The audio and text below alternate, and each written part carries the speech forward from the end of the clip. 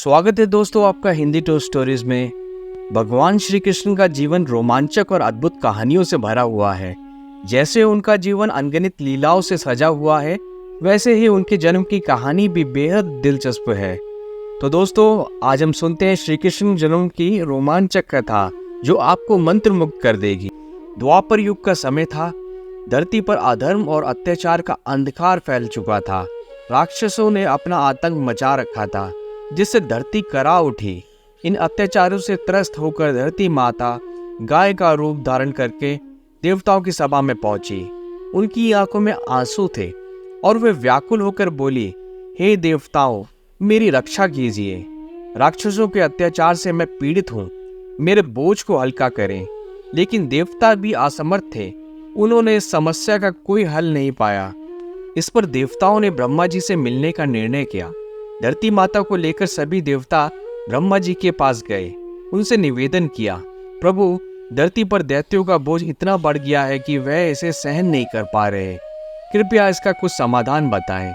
ब्रह्मा जी ने विचार करते हुए कहा, इस समस्या का हल केवल भगवान विष्णु के पास है। देवी, आपको उनकी शरण में जाना चाहिए। ब्रह्मा जी के निर्देश पर सभी देवता और धरती माता क्षीर सागर में भगवान विष्णु के पास पहुंचे, जहाँ वे शेषनाग पर विश्राम कर रहे थे।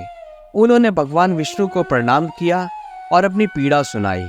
भगवान विष्णु ने उनकी व्यथा सुनी और कहा, हे देवी, चिंता मत करो, मैं स्वयं पृथ्वी पर अवतार लेकर पाप और अधर्म का अंत करूंगा।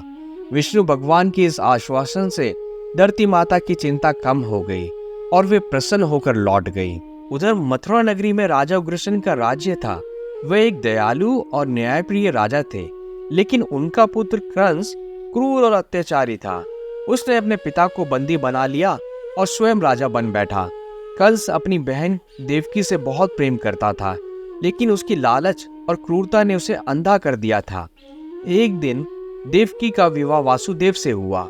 विवाह के बाद जब कंस अपनी बहन को विदा कर रहा था, तभी आकाशवाणी हुई, कंस, देवकी की 8वीं संतान तुम्हारी मृत्यु का कारण बनेगी। इस भविष्यवाणी ने कंस को भयभीत कर दिया। उसके मन में एक ही सवाल था, कौन होगा वह बच्चा जो मेरी मृत्यु का कारण बनेगा। इसी भय के चलते उसने देवकी और वासुदेव को कैद में डाल दिया और ठान लिया कि वह देवकी के सभी संतानों को मार डालेगा। कंस ने एक एक करके देवकी की 6 संतानों को बेरहमी से मार डाला। लेकिन 7वीं संतान के समय भगवान की लीला शुरू हो गई। देवकी की 7वीं संतान के रूप में शेषनाग ने जन्म लिया। लेकिन भगवान विष्णु की योजना के अनुसार देवकी का गर्भपात हो गया।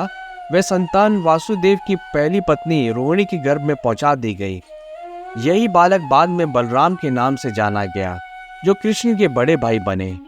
फिर भद्रपाद मास की अष्टमी तिथि को आधी रात में देवकी की 8वीं संतान के रूप में भगवान श्री कृष्ण ने जन्म लिया। जैसे ही कृष्ण का जन्म हुआ, जेल के पहरेदार गहरी नींद में सो गए। हथकड़ियां खुल गई और जेल के दरवाजे अपने आप खुल गए। यह देखकर वासुदेव और देवकी अचंभित हो गए। तभी आकाशवाणी हुई, वासुदेव, इस बालक को तुरंत गोकुल में नंद बाबा के घर छोड़ आओ। वासुदेव ने तुरंत बालक कृष्ण को एक टोकरी में रखा और यमुना नदी पार कर गोकुल पहुंच गए। उन्होंने कृष्ण को नंद बाबा और यशोदा के घर छोड़ दिया और वहां सोई हुई एक कन्या को लेकर वापस मथुरा लौट आए। जैसे ही वे जेल में लौटे, सब कुछ फिर से पहले जैसा हो गया। हथकड़ियां वापस लग गई, दरवाजे बंद हो गए और पहरेदार जाग गए। सुबह होते ही कंस को खबर मिली कि देवकी की 8वीं संतान ने जन्म लिया है। वह तुरंत जेल पहुंचा और देवकी की गोद से उस नवजात कन्या को छीन लिया।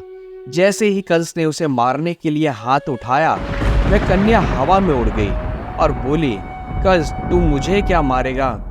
तुझे मारने के लिए भगवान ने गोकुल में जन्म लिया है। तेरा अंत निकट है।